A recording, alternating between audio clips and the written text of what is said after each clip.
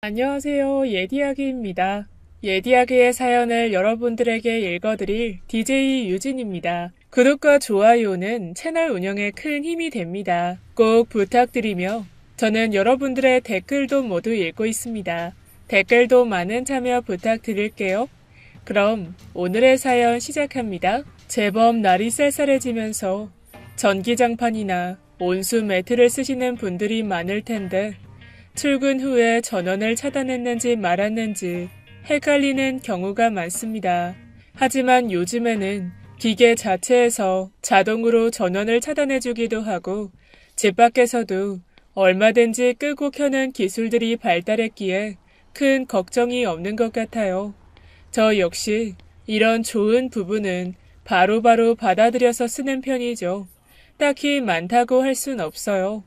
보통 집 밖을 나서기 전에 차량의 시동을 켜놓고 집에 들어오기 전에 에어컨이나 불을 켜두는 정도가 전부입니다. 그래도 이렇게 시대가 바뀌면서 많은 부분이 편리한 방식으로 바뀐 것 같아요. 비록 작동이 조금 어려워도 처음에 설치하는 게 조금 짜증나는 일이라도 일단 해두면 편하기에 전 신문물을 곧잘 받아들이죠. 신혼살림을 꾸릴 때도 최대한 많은 부분들을 적용하려고 했습니다. 그런데 그걸 방해하는 인물이 있었으니 그게 바로 저희 시어머니시죠. 제가 이렇게 사연을 쓰게 된 이유이기도 해요. 사연에 앞서 익명을 부탁드리며 간단한 소개를 하자면 저는 30대 후반의 여성이고 결혼한 지는 얼마 되지 않습니다. 이제 다음 달이면 딱 1주년이 되어가죠. 남편과 만난 건 3년 전 직장에서였습니다. 누구나 들으면 나쁘지 않다는 정도의 탄탄한 회사이고 복지도 좋아서 굉장히 만족하면서 다녔어요. 연인으로 발전한 건 회사에 들어간 지 1년이 조금 지나서였죠. 사내 연애라는 게 본인들만 숨길 뿐이지 사무실 복사기도 다 알고 있는 사실이라더니 정말이었습니다. 저희는 조심한다고 조심하고 밥도 함께 먹지 않고 눈빛 한번 마주친 적이 없었지만 신기하게도 이미 사내에는 소문이 다 퍼져 있었죠. 그렇게 저희는 공식적인 커플이 되었고 둘 다 무난한 성격이라 큰 마찰 없이 잘 사귀다가 결혼 이야기까지 나오게 된 겁니다. 그런데 남편은 결혼만 이야기할 뿐이지 그 이후에는 뭔가를 진행하지는 않았어요. 솔직히 결혼 이야기가 없었다면 모를까. 그게 참 설명하기 뭐할 정도로 서운했죠. 갑자기 마음이 바뀐 건가? 메리지 블루? 이런 건가 해서 전 결혼하기 전에 굉장히 스트레스를 받았던 것 같아요. 왜 계속 나중이야? 대체 언제? 이럴 거면 결혼 이야기를 하지 말든가. 그냥 조금만 기다려달라는 거잖아. 얼마나 기다리면 되는 건데? 준비가 얼마나 걸려? 그냥 일단 조금만 기다려줘. 때가 되면 말해줄게. 결혼 준비가 뭐 뚝딱 되는 것도 아니고 식장 예약에 청첩장에 신혼집이랑 가구는 그냥 가면 끝인 줄 알아? 스튜디오는? 지금 미루자는 거 6개월째야. 이러다가 프로젝트라도 맡으면 또 뒤로 밀릴 거고 회사에서는 이미 소문 다 났는데 계속 미룬다고? 그 사람들이 무슨 상관이야. 우리 대신 살아줄 것도 아닌데. 아니, 내가 구차해지잖아. 내가 결혼해달라고 했어?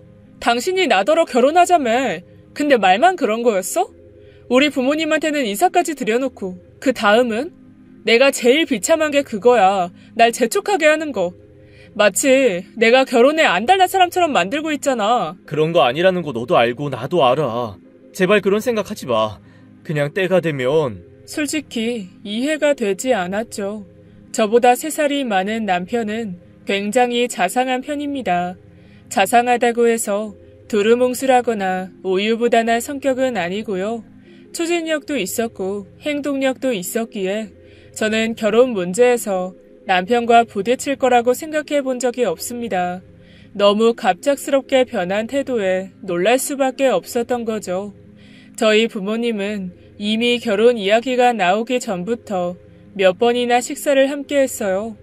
그런데 저는 남편의 부모님을 단 한 번도 뵌 적이 없었습니다. 더구나 남편은 부모님 이야기가 나오면 입을 꾹 닫아버리기도 했죠. 그 흔한 우리 엄마는 이랬는데 저랬는데 라는 말도 하지 않더군요. 저도 이제 머리가 컸고 다른 사람들의 가족관계가 모두 평범하지 않다는 것쯤은 인지하고 있습니다. 그래서 혹시 사이가 좋지 않은지도 물었고 부모님이 많이 힘들게 하는 거냐고도 물었어요. 형편이 많이 좋지 않은지도 조심스레 물었고요. 하지만 이 질문에 대해서는 부정했죠. 그렇기 때문에 전 당연히 불안함을 느끼게 된 겁니다. 혹시 우리 결혼, 아니 자기가 나한테 하자고 한 결혼 후회되거나 그런 거야? 그런 거면 내가 차라리 이해할게. 결혼을 하지 않는다고 해도 이해해. 요즘 그런 거 유행이잖아. 그런 거 아니라고 했잖아. 나 결혼하고 싶어. 예전부터 그랬고 어릴 때부터 결혼하는 건 내 꿈이었어. 오히려 빨리 하고 싶었지. 그 사람이 제 양손을 잡고는 따뜻하게 눈을 마주치더군요. 제발 그런 거 아니니까 오해하지 말아줘. 나한테도 다 사정이 있는 거니까. 어? 저는 제 손을 빼내고 차가운 눈빛으로 대꾸했죠. 날 오해하지 않게 하려면 진실을 말해줘. 대체 이렇게까지 하는 이유가 뭔지. 그래야 나도 이해하고 참을 거 아니야. 이해? 오해? 그저 이기적이라고 생각 안 해? 남편은 한숨을 연거푸시더니 어렵게 입을 열었습니다.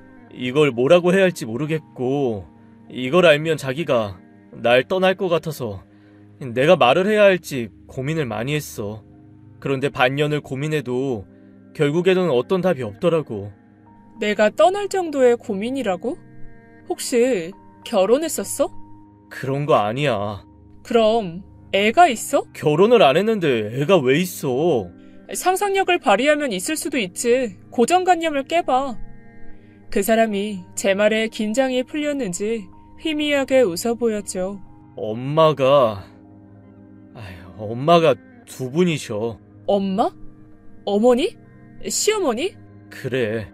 나만 이해를 못한 건 아니지? 친어머니가 둘이라고? 요즘 시대에 그런 거 없는 거 아는데 어쩌다 보니 그래. 우리 집이 이상한 거 알아. 그래서 나도 말 안 했던 거고. 그니까 자기 말은 아버지는 하나고 어머니는 둘이다. 그니까 아버지랑 어머니는 한 분이신데 나를 낳아준 사람은 첩이라고 할 수 있지. 정확히는 씨바지 뭐 그런 거야. 친어머니가. 순간 숨이 턱 막혀서 아무 소리도 못했습니다. 무슨 말을 들어도 덤덤하게 넘어갈 수 있다고 마음을 굳게 먹었는데 상상력이 거기까지는 발동하지 못해서 멈춰버린 거죠. 전 제 표정이 그 사람에게 상처를 줄까봐 얼른 바꿨지만 이미 놀란 눈은 갈피를 잡지 못하고 흔들리고 있었습니다. 남편은 제 표정을 보면서 덤덤하게 이야기를 이어갔죠. 두 분은 모두 한 집에서 살고 계시며 별채의 친어머니는 따로 지내고 계신다는 말이었습니다. 그래서 저를 집에 인사시키는 게 막막하게 다가왔다고 했죠. 이해가 되더군요. 저라도 그랬을 겁니다. 그럼 자기는 누구를 먼저 인사시키고 싶은데? 한참을 망설이던 그 사람이 아주 작게 대답했죠. 친어머니. 결혼식은 두 분 다 오시는 거야? 그걸 나도 아직 결정을 못했어. 나도 미치겠어.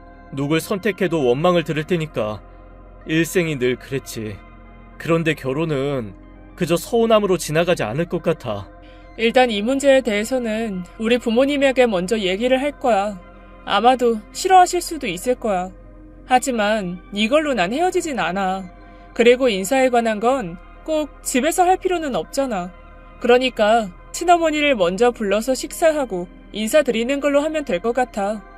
자기 너무 고마워. 정말 진심으로. 눈물까지 글썽이는 그 사람을 보면서 그간의 마음고생이 보였습니다. 자신에게는 유일한 흠이었고 약점이었을 치부를 저에게 드러내는 게 쉬운 결정이었을 리가 없었죠. 하지만 저 역시도 그 부분을 바로 받아들이기는 힘들었습니다. 제 마음의 문제가 아니었죠. 저희 부모님에게 이야기할 걸 생각하니 앞이 보이지 않을 정도로 막막했습니다. 차라리 숨길까 하는 생각이 들 정도였죠. 하지만 결혼이라는 게 남녀 한 쌍의 만남이 아니라 가족과 가족의 결합이라는 우리나라 정서상 부모님께 비밀로 하는 건 도리에 어긋난다고 생각했어요. 그래서 저는 부모님이 가장 기분이 좋아지는 제 월급날 조심스럽게 이야기를 꺼낼 생각이었습니다. 그런데 하필이면 저희 언니가 와 있었죠. 제게는 최악이었어요. 부모님보다 더 어려운 존재가 바로 저보다 2살 위의 언니였기 때문이었죠. 언니는 잔인할 정도로 솔직한 여자입니다. 그 이야기를 하려면 좀 더 거슬러 올라가 한 패션 회사에서 다니다가 잘리게 되었다는 이야기부터 해야겠네요. 언니는 자신이 다니고 있던 회사를 굉장히 몹시 끔찍하게 싫어했습니다. 단순히 편집을 하는 일을 할 뿐이었는데 강요하는 게 많았기 때문이었어요. 패션 회사다운 복장을 강요한 거죠. 흰색 티에 흰색 운동화, 검은 티에 검은 양말 수준의 보통의 패션 센스를 가진 언니는 이에 반발심을 가지고 있었지만 돈 때문에 성격을 최대한 누르고 있었다고 해요. 가슴 안쪽에는 늘 사직서를 품고 다녔지만 돌아오는 월급을 생각하며 이를 악물고 다닌 거죠. 하지만 결국 언니의 상사는 언니의 패션을 가지고 지적하고 말았습니다. 좀 더 새롭게 새로운 모습으로 출근할 수는 없는 걸까? 하곤 말이죠. 하지만 언니는 다음 날도 똑같은 복장으로 출근하고는 당신이 준 스트레스 때문에 1kg이나 빠졌다고 새로운 모습이라고 말했다고 합니다. 그리고 한날은 이런 일도 있었죠. 입맛이 없어요? 더 먹어도 되는데 빼지 말고. 아니요. 배가 불러서 더 못 먹을 것 같아요.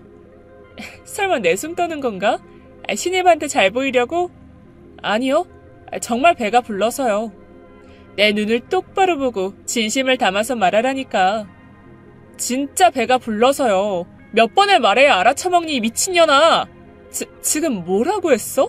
진심을 담으라길래 한번 잘 담아봤어요. 그렇게 언니가 잘리게 된 거였어요. 그래서 부모님은 동생인 저보다 언니를 걱정하셨어요. 당연히 시집을 가지 못할 거라고 예상했고 어디 가서 사고나 안 치면 감사하다고 기대를 내려놓으셨죠. 그런 언니가 3년 전에 결혼한다고 했을 때 사위의 손을 잡고 고맙다고 눈물까지 보였을 정도였습니다. 조건 없고 능력 없어도 된다고 파격적으로 허락하셨죠. 막상 이런 입장이 되니 저도 사고를 좀 치고 살 걸 하는 약간의 후회가 들더군요.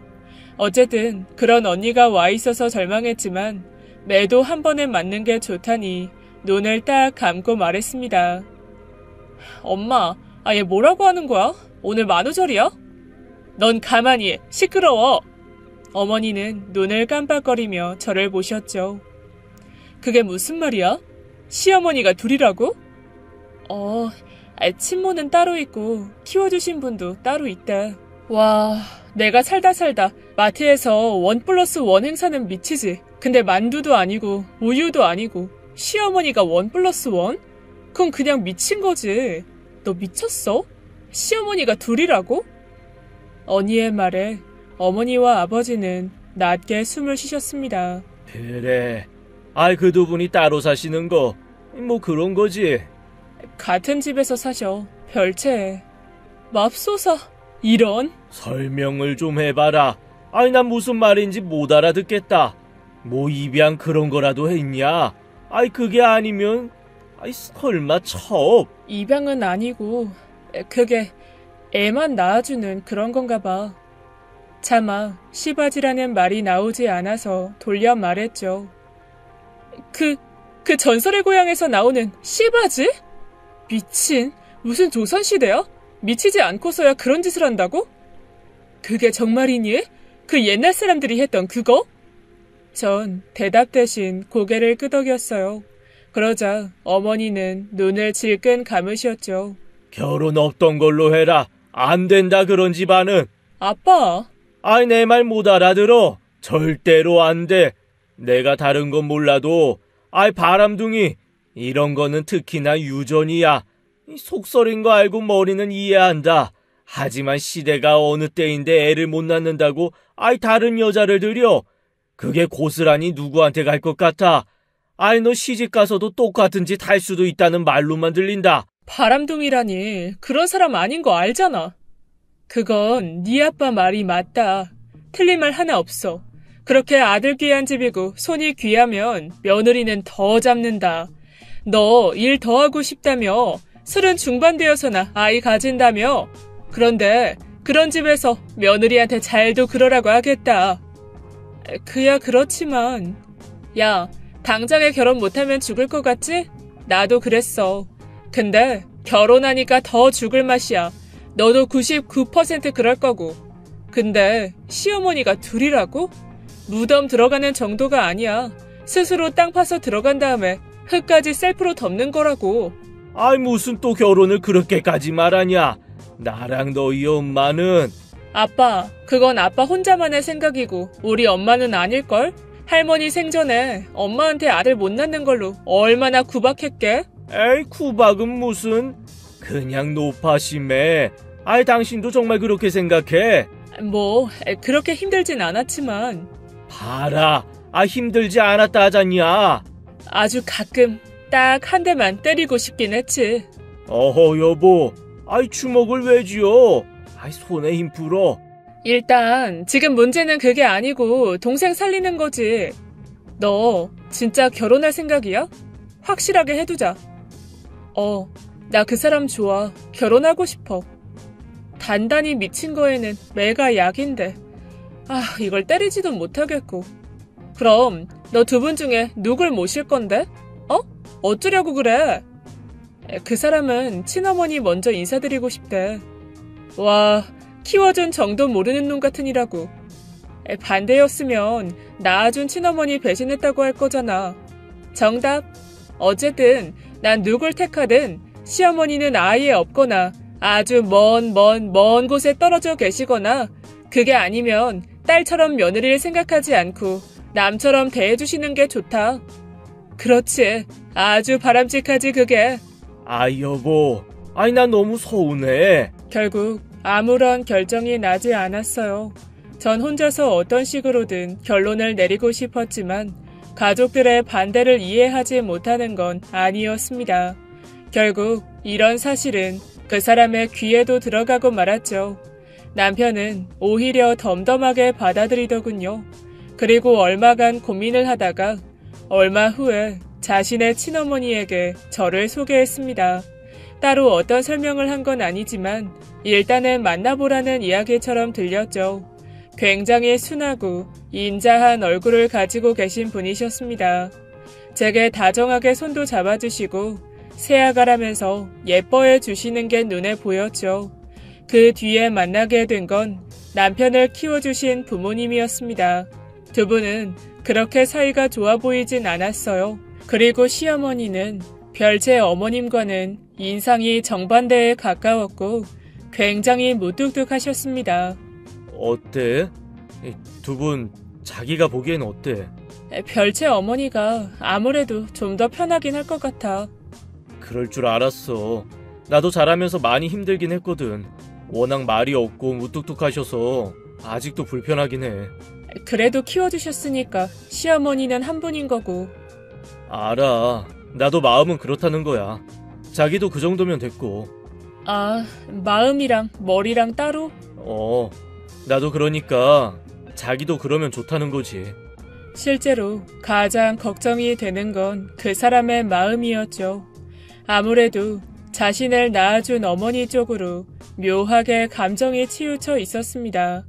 아무래도 그게 사람이니까 어쩔 수 없죠. 하지만 그렇다고 본인이나 저나 키워준 시어머니에게 소홀할 수도 없을 겁니다.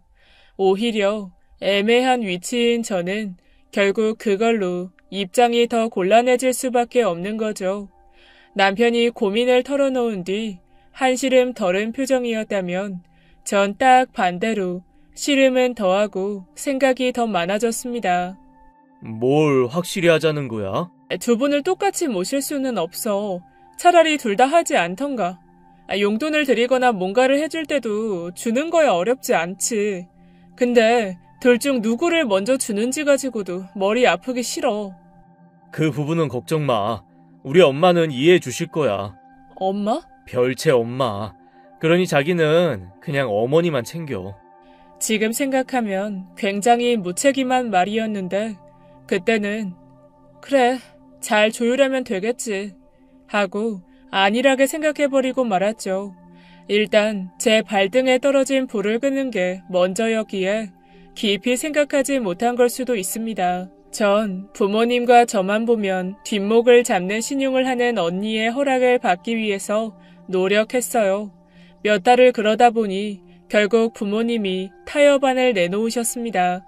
결혼 전에 아이를 가질 계획에 대해서 정확히 이야기하고 허락을 받으라는 거였죠. 굉장히 현명한 제안이라고 생각했어요. 그리고 저는 시부모님들에게 이야기를 전했고 남편은 자신의 친모에게 이야기를 전했습니다. 그리고 허락을 받아냈죠. 의외로 흔쾌히 알겠다고 하셔서 맥이 풀리는 느낌이었어요. 설득할 수 있는 이야기를 엄청나게 생각하고 간 탓에 오히려 머리가 멍했습니다. 그렇게 저희 둘의 결혼은 진행이 되기 시작했어요. 상견례에는 남편의 친모를 제외하고 자리를 가졌습니다. 왜 자꾸 뚱한 얼굴이야? 서운해서 그래? 엄마가 괜찮다고는 했는데 조금 신경 쓰이긴 해서. 이해해 주셔서 정말 감사하다고 전해줘. 그럴게. 그니까 표정 풀어, 어? 이게 어쩌면 불행의 시작이었을지도 모르겠네요. 하지만 당시에는 별다른 의심 없이 그렇게 결혼 준비를 시작하게 되었죠. 감염병으로 인해서 결혼식은 좀 뒤로 미루게 되었고 신혼집을 먼저 준비하는 것으로 합의를 봤습니다. 신혼여행으로 유럽을 계획하고 있었던 저희 둘의 의견이 맞았던 거였어요. 집은 원래 계획으로는 정확히 반반씩 해서 매매로 들어가려고 했었습니다. 그러나 당시에 서울 경기의 집값이 폭등하면서 지방에도 영향을 줬어요. 거품이 빠질 걸 기다리는 게 좋겠다 싶어 어쩔 수 없이 전세로 들어가게 되었습니다. 신혼여행으로 인한 결혼식이 밀리고 신혼집 장만 역시 계획대로 진행되지 않아서 신경이 몹시 날카로워졌던 것도 사실이었죠. 그런데 여기에 기름을 부은 게 바로 남편의 어머니였습니다. 둘 중에 누구냐고요? 예상 밖이었죠. 바로 인자하고 자상하기 그지없던 남편의 친어머니 말입니다. 짐이 얼마나 된다고 사람이 이렇게 남았니? 어머님, 저나 남편이나 둘 다 일을 하니까 시간도 없고요. 또 요즘은 포장 이사가 기본인데 여긴 짐도 직접 정리해줘요. 정말 편리해졌죠. 저도 처음 해보는 건데 진짜 꼼꼼한 것 같아요. 돈 주면 다 꼼꼼하게 하는 거야. 다 하지? 나라도 하겠다. 순간 식은땀이 삐죽 났죠. 별채 어머니는 입은 웃고 있었지만 눈은 차가웠어요. 무슨 가전제품이 이렇게나 많아? 이건 뭐니? 이건 음식물 쓰레기 건조기요. 가루로 만들어주고 냄새도 나지 않고요. 아휴, 이거 비싸지? 혼수도 반반 해온 거니? 네. 저희 반반 했죠. 근데 이건 제가 혼자 살 때 쓰던 거 가지고 온 거예요. 그건 돈 아니니? 아휴, 하늘을 보면 열을 알지. 돈 잘 벌면 뭐해. 이렇게 줄줄 새어나가는데. 음식물 쓰레기는 제때 버리면 그뿐이고 행여 당장 버리지 못하게 되면 냉동실에 꽁꽁 얼리면 돼. 그런 기본적인 가정교육도 안 받은 거니? 전 어색하게 웃었죠.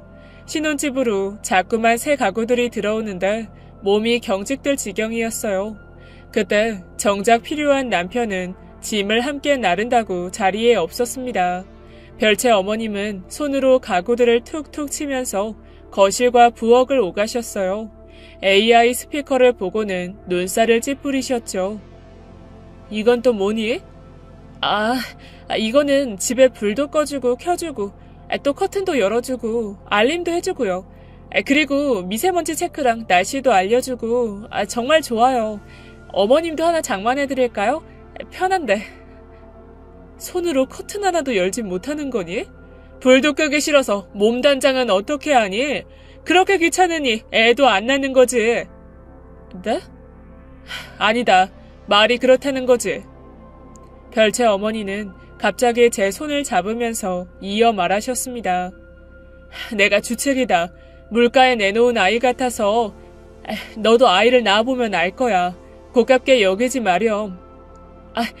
절대로 그렇지 않아요, 어머님. 너무 걱정 마세요. 제가 열심히 잘 할게요. 남편에게는 이야기는 따로 전달하지 않았어요. 제 선에서 충분히 이해하고 넘어갈 문제라고 생각했으니까 말이죠. 하지만 문제는 거기서 끝나지 않았습니다. 모처럼의 주말에 남편과 늘어져서 잠을 청하고 있을 때 시어머니에게 연락이 왔어요. 그게 처음으로 온 개인적인 연락이었습니다. 더구나 본인이 허리를 다쳤다면서 도와달라는 전화였죠. 전 남편을 깨웠지만 도통 일어날 생각을 하지 않아서 저 혼자 모자를 눌러쓰고 시댁으로 향했습니다. 아버님이 문을 열어주셨는데 시어머니가 허리를 잡고는 미안한 표정을 지어 보이더군요. 그 옆에는 별채 어머님도 계셨습니다. 그 주변을 둘러보니 커튼이 거실 한가득 널브러져 있었죠. 어머님 괜찮으세요? 병원에 먼저 가야 될 것 같은데. 아니다. 괜히 걱정시킬까봐 말을 안 하려고 했는데. 일단은 병원에 가는 게 맞아요. 디스크 터진 거면 어쩌시려고요. 전 일단 시어머니를 부축하면서 자리를 일어나려고 했어요. 집이 이런데 넌 가면 안 되는 거 아니니? 그게 무슨... 일단 어머님이 아프신데. 커튼을 저 상태로 놓고 어쩌니 그럼. 그럼 세탁기에 일단 넣고.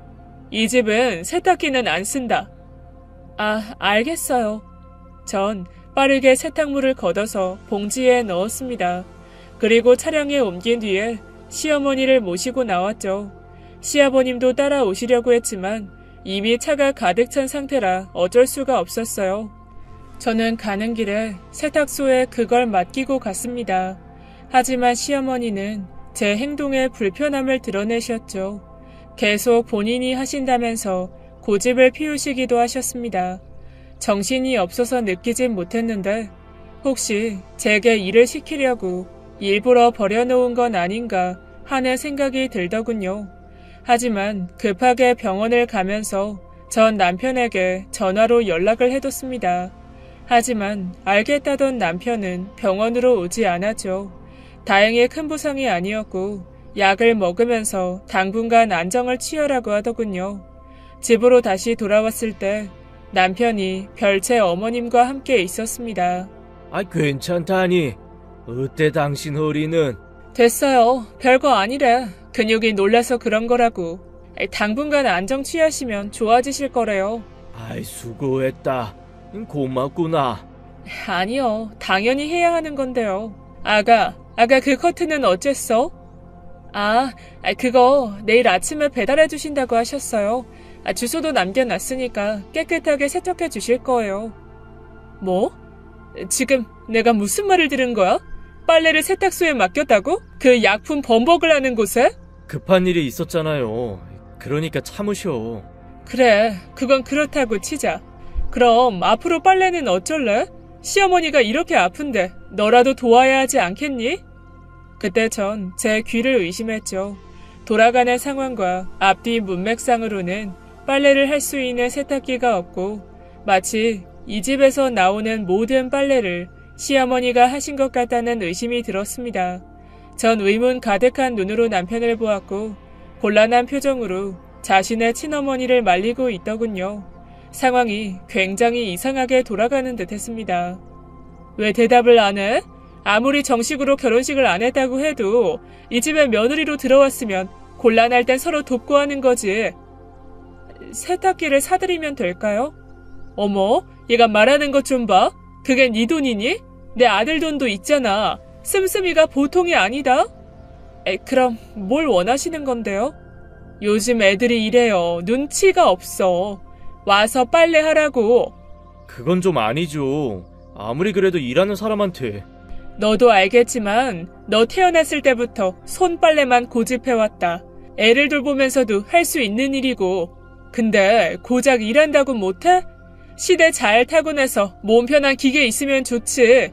근데 거절한다는 건 그야말로 시댁의 가풍을 무시하는 거나 다름없는 일이라고 본다. 이제 그만할 때도 됐죠. 제가 어린 것도 아니고 이제 나이도 있는데 그냥 세탁기로 하는 게 좋아요. 지금 어른들 결정에 토다는 거냐?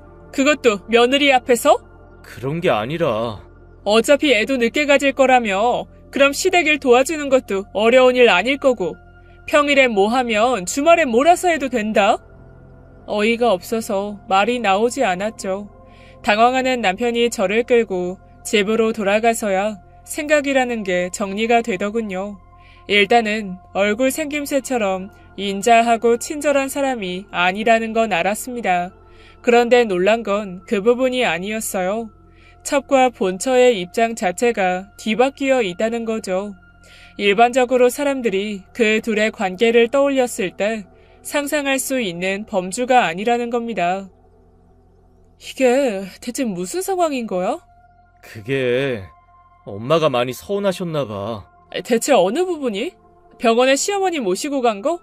그게 아니면 커튼을 세탁소에 맡긴 거? 뭐냐고. 상견례, 그거 말이야.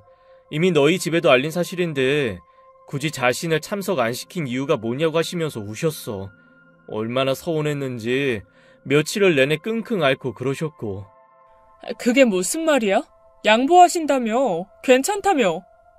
저도 모르게 화가 나서 언성이 높아졌죠. 그리고 언제적인데 그걸 가지고 아직도 화가 나서 그러신다고? 나이 들면 그렇대. 감정 기복이 좀 있고 담아두고 그런 게 있대.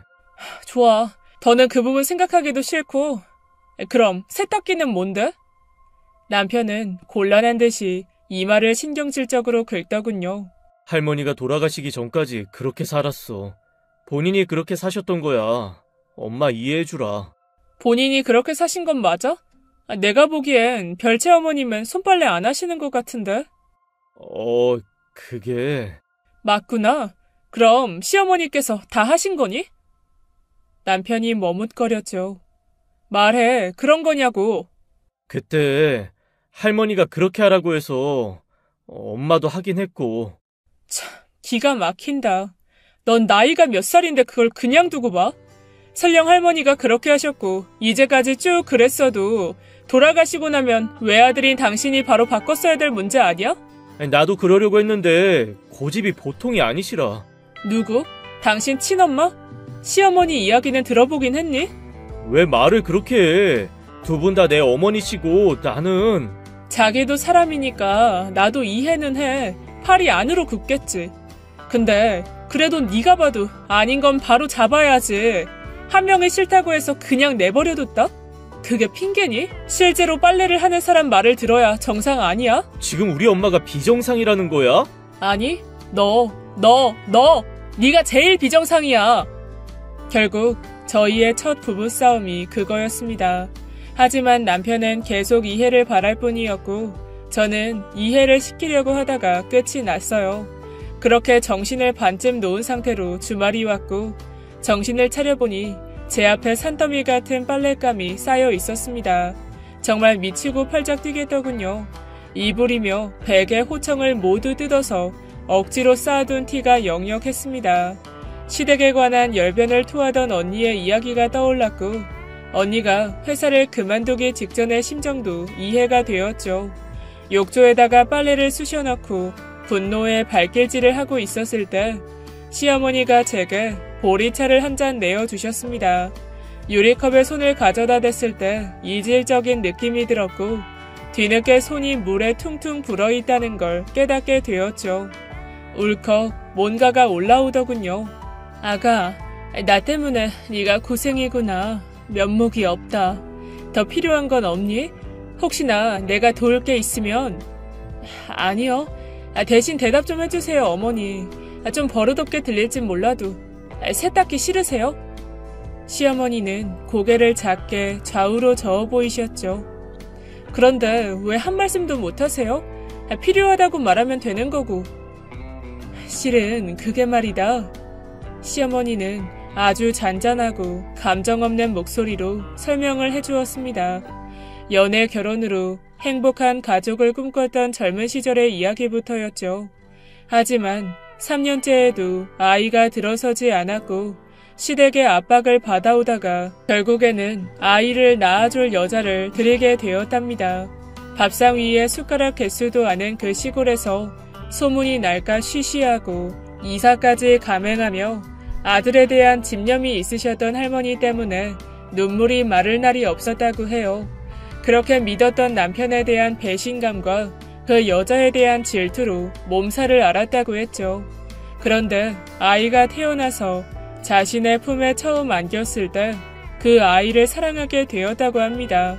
모진 구박과 시집살이에도 견딜 수 있었던 유일한 이유가 바로 현재 지금의 아들이자 제 남편이라고 하더군요. 남편이 미웠다. 지금도 미워. 하지만 사실은 나도 알고는 있어. 그 사람 날 위해서 그런 거. 왜 굳이 같이 사시는 건데요? 그건... 시어머니는 낮게 한숨을 쉬셨습니다. 그리고 제 손에 있던 빨래를 빼앗고는 묵묵하게 비누질을 하셨죠. 전 그걸 다시 빼앗아 들고 시어머니의 눈을 보았습니다. 울고 계시더라고요. 그건 내 아들을 안 보여주겠다고 하잖니. 다시는 못 볼 수도 있다고 하니까 방법이 없었어. 속에서 볼이 확 올라왔습니다. 무뚝뚝한 표정 뒤에 감춰진 슬픔이 무겁게 땅바닥으로 뚝뚝 떨어지는 걸 보았죠. 전 빨래를 대충 끝내고 물이 후두둑 떨어지는 걸 빨랫줄에 반쯤은 던져놓고 집을 빠져나왔습니다. 그리고 곧장 언니에게 SOS를 했죠. 다짜고짜 전화하자마자 갈라서? 라고 하는 언니를 겨우 진정시키고 커피숍에 앉아서 계획을 짰어요. 솔직히 저의 장대한 계획을 설명하는 거에 가까웠지만 말이죠. 너 잘하면 이혼당하겠는데? 너 미쳤니? 그럼 그냥 두고 볼까? 그건 안 되는 거지. 제대로 붙어보고 그래도 가망 없으면 갈라서는 게 확실하긴 해. 사람은 쉽게 변하지 않으니까 너무 상처받지 말고. 각오를 하지 않은 건 아니었어요. 그렇다고 이런 문제를 계속 끌고 중간에선 남편을 보며 잘 처신해주길 바라는 그런 시대도 아니잖아요. 저희는 어린 시절부터 문제가 있을 때는 도움보다 스스로 해결책을 찾도록 배워왔습니다. 그래서 저나 언니나 독립적으로 잘 살 수 있었던 거고요. 각오와 도끼를 잔뜩 품고 집에 도착했을 때 눈이 뾰족해진 별채 어머님이 저를 남편과 기다리고 계셨습니다. 제 빨래가 마음에 들지 않았던 게 확실했죠. 근본적인 것부터 문제가 있어. 이래서 집안 살림은 제대로 하겠니? 사람 부르고 기계에 의존하고 잘 보여도 모자랄 시댁에서도 그러는데 여기서는 오죽하겠냐고. 물이 뚝뚝 떨어지는 걸 그대로 걸어놨더구나. 그러게요. 저도 반성 많이 했습니다. 뭐? 오늘부터 그래서 저희 집도 손빨래로 할까 해요. 제가 익숙하지 않아서 못한 거죠. 이해해주세요. 자기야, 왜 그래, 어? 아니야, 나 정말 이번엔 많이 깨달았어. 체력이 없어서 제대로 못하겠더라고. 우리 집에서도 실천하면 좋을 것 같더라. 힘들 텐데 정말로 괜찮겠어? 어쩐 일이니? 말 대답도 안 하고. 이제 눈치란 게 조금은 생긴 모양이구나. 그래, 내가 한번 두고 보마. 네, 어머니, 기대해주세요. 저는 속으로 웃음을 흘렸습니다. 그리고 바로 다음날 일요일 이삿짐 센터를 불러서 집안에 있던 모든 가전제품을 옮기기 시작했죠. 큰 소리가 나자 잠에서 깬 남편은 거의 뒤로 넘어가려고 하더군요. 하지만 저는 그저 말 잘 듣는 며느리 모드로 당연히 해야 할 것이라며 남편을 안정시켰습니다. 세탁기와 건조기, 식기세척기, 전자레인지, 스타일러, AI 스피커, 음식물 처리기, 정수기 등등 냉장고를 제외하고 전 가전제품을 모두 집에서 뺐죠. 하려고? 아니면 환불? 뭐 그런 거야? 나랑 상의는 했어야지. 이걸 다 빼면. 당신 어머니가 원한 거잖아. 나도 해보니까 괜찮아. 그리고 이 물건들은 갈 곳이 따로 있어. 걱정하지 마. 어딘데? 대체 어디로 가져가는 건데? 어디로? 바로 시댁으로 갔습니다. 이른 오전 시간대에 모든 짐들이 시댁으로 들어갔죠. 다행히 별채 어머님은 보이지 않았고 시부모님 두 분만 거실 한가운데서 입을 딱 벌리고 계셨습니다. 하지만 저는 그런 거 하나 아랑곳하지 않고 작동법을 3번, 4번 가르쳐 드렸죠. 빨래를 가지고 와서 직접 돌리는 걸 봤을 때야 자리에 앉았습니다. 건조기라는 게 참 좋구나. 수건 봐. 여보, 수건 봐요. 시어머니의 얼굴에 꽃이 피었더군요. 수건 하나를 여신 얼굴에 문질러 보셨죠. 이건 꼭 새 거 같네. 매번 뻣뻣한 걸 썼는데. 근데 이게 다 뭐니? 돈 많이 들은 거 아니야? 괜찮아요. 저희는 이제 안 쓸 거라서. 뭐? 그럼 이게 혼수라는 거니? 아이고, 이건 안 된다. 그게 무슨 소리야? 혼수라니? 그때 뒤에서 날카로운 목소리가 들렸습니다. 혼수를 여기... 어머! 이걸 맞네! 이걸 왜 여길 가져와? 이걸 버릴 순 없잖아요. 그래서 처음에는 고민을 했죠. 별채 어머님을 드릴까? 아니면 시어머니를 드릴까? 근데 어머니는 이런 거 절대로 싫어하시잖아요. 그래서 전 어깨를 으쓱했죠. 얘가? 그때 내가 한 말을 뭐로 듣고? 제가 여쭤봤는데요. 세탁기 괜찮다고 하시더라고요. 그리고 허리도 아프신데 조금 찝찝해도 참으신대요. 또 가풍보다 건강이 우선인 게 맞는 것 같긴 해서. 별채 어머님은 물속에 잠긴 사람처럼 거칠게 호흡하면서도 아무 말도 못하시더군요. 시어머니가 걱정스러운 눈으로 저를 보셨지만 저는 고개를 살짝 저어 보였습니다. 걱정하지 말라는 눈빛을 담아서 말이죠. 그리고 때마침 제가 준비한 비장의 카드가 집 앞에 도착했습니다. 이게 뭐야? 이거 어느 쪽에 설치해 드릴까요? 시간 잘 맞게 오셨네요. 네, 여기 거실에 자리 잘 잡아주세요. 아가, 이게 대체... 안마의자랑 건식 사우나 의자요. 이게 너무 비쌀 것 같은데? 어머, 비싸죠. 그러니까 매일 거르지 말고 쓰셔야 돼요. 며느님이세요? 아이고, 어머님 좋으시겠어요. 이거 굉장히 좋은 제품이에요. 설치 끝나면 제가 작동법 가르쳐 드릴게요. 통장이 조금 위험하긴 했지만 속은 시원했죠. 특히 시어머니가 좋아하는 모습을 보는 별채 어머님의 경악스러운 표정에 마음이 살살 녹는 기분이 들었습니다. 물론 복수는 거기서 끝난 게 아니었죠. 다음은 눈치 없고 줏대 없는 남편 차례였습니다. 이제 늘어지게 쉴 주말이 없다는 걸 철저하게 보여줬죠. 빨래를 하고 직접 생수를 사서 나르게 하고 셔츠도 직접 다리게 했습니다. 하루 종일 해도 끝나지 않는 집안일에 14일 만에 2손을 들더군요.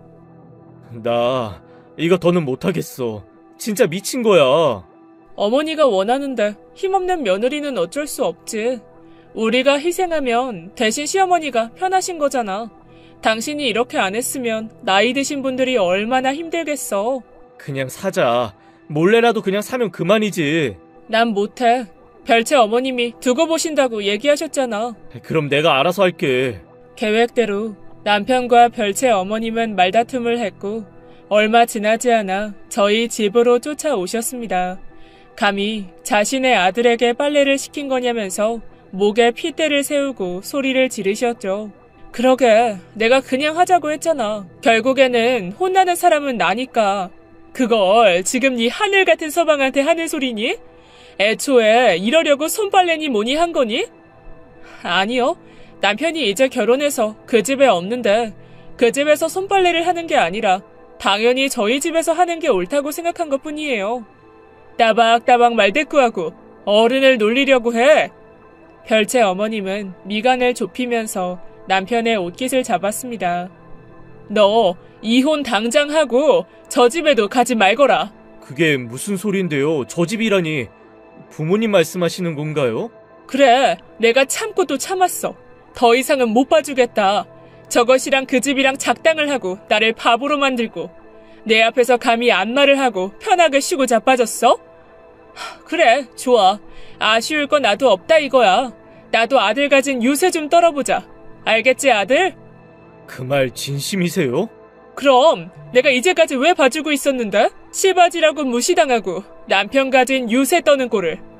그 집도 이제 출입 금지고 나 별채에서 나올란다. 너도 얼른 저거 치워버리고 애미랑 같이 살자, 어? 엄마, 화가 났어도 그건 아니죠. 날 키워주셨는데. 지금 엄마 말에 거역한다는 거니? 엄마, 제발 그만 좀 해요. 넌 엄마가 가엾지도 않아? 어? 엄마 가엾지. 왜 안 그렇겠어요. 근데 이혼은 아니잖아. 아무리 화가 나고 서운해도 그건 좀 아니지 않아? 내가 왜 엄마를 더 챙겼는데 아버지가 어머니를 챙기니까 그래서 내가 좀 더 엄마를 신경 쓰려고 한 거야. 두 분 사이가 안 좋아도 그래도 기대고 살 사람이 있으니까. 그런데 인연을 끊으라고? 솔직히 더 불쌍한 건 어머니야. 시집살이하고 구박당하고 막상 며칠 손빨래 해보니까 알겠더라. 할머니 돌아가셔서 겨우 시집살이 벗어나신 불쌍한 분한테 왜 엄마가 시집살이를 또 시켜? 이제 좀 그만 좀 할 수 없어? 남편은 굉장히 단호했어요. 전혀 예상하지 못한 아들의 반발에 별채 어머님은 소리만 질러댈 뿐이었습니다. 이내 서럽게 울기도 하고 저를 걸고 넘어지기도 해봤지만 남편은 오히려 점점 차가워질 뿐이었죠. 그렇게 별채 어머님이 힘없이 걸음을 옮기신 뒤 전 그간 시댁에서 들었던 이야기를 차분하게 얘기해 주었습니다. 이내 별채 어머님의 아나무인격인 부분의 원인이 자신이라는 걸 깨달은 남편은 조금 많이 힘들어했어요. 어머니한테 연락드려서, 아니, 따로 만나서 절대 그런 일 없다고 말씀드리는 게 좋겠네. 난 그것도 모르고 바보같이 행동했어. 그런데 당신 왜 나랑 상의하지 않고 그런 거야? 그건 미안해. 내가 성급하게 자기를 판단했어. 그리고 원래 가족 문제에 나서면 피곤한 여자 취급받잖아. 솔직히 말해서 난 그러고 싶지 않았거든. 미안해 정말. 딱 이번만이야. 다음부터는 절대로 혼자 그러지 마. 사소하더라도 작은 부분이라도 이야기 털어놓자. 그 일이 있고 벌써 반년이 흘렀습니다. 저희는 생각보다 꽤 괜찮게 지내고 있어요. 남편이나 저희 부모님은 제 복수를 마음에 들어 하지 않지만 시어머니만은 제 복수의 만족도 100%라며 저를 너무 예뻐해 주시죠. 건조기에 수건을 돌릴 때마다 얼굴에 대어보는 습관이 생겼다면서 시간이 흐른 지금까지도 흡족해 하세요. 그 사건 이후 사이가 서먹했던 별채 어머님과는 서두르지 않고 천천히 가까워지고 있습니다. 그리고 시댁에 모두 드렸던 가구도 하나씩 장만해서 이제 거의 다 채워졌어요. 생활의 편의를 위해서 만들어진 각종 제품, 늘 옆에 있을 때는 그 소중함을 몰랐는데 저도 이따금 시어머니처럼 따뜻한 수건을 얼굴에 대어봅니다. 빨래는 세탁기가, 밥은 밥솥이, 집안일을 쉽게 표현할 때 하는 말이죠. 그런데 누가 하냐에 따라서 같은 기계라고 해도 차이가 나는 거 알고 계실 겁니다. 같은 밥솥, 세탁기, 청소기가 있어도 어떤 집은 엉망이고 어떤 집은 깨끗하죠. 그러니 한 번쯤은 겨우 음식물 쓰레기를 버렸어도 세탁기를 한번 돌렸어도 설거지를 대충 했을 때도 당신 정말 수고했어 하고 꼭 이야기해주세요. 별거 아닌 그 말 한마디가 정말 힘이 된다는 거 아시죠? 마지막으로 저희 부부는 내년 3월에 결혼식을 정식으로 치를 예정이에요. 아직은 혼자만의 비밀이지만 두 어머니 모두를 자리에 모실 생각이죠. 다른 사람들이 손가락질해도 상관없어요. 남편에게 두 분 다 어떤 의미인지 알게 되었으니까 말입니다. 이 사연이 채택되면 남편과 함께 들을 텐데 정말 좋아할 것 같네요. 우리 부부 행복하게 정말 잘 살겠습니다. 응원해주세요. 지금까지 예디야기였습니다. 끝까지 함께 해주신 여러분 진심으로 감사드리며 전 내일 이 시간 다시 돌아올게요. 감사합니다.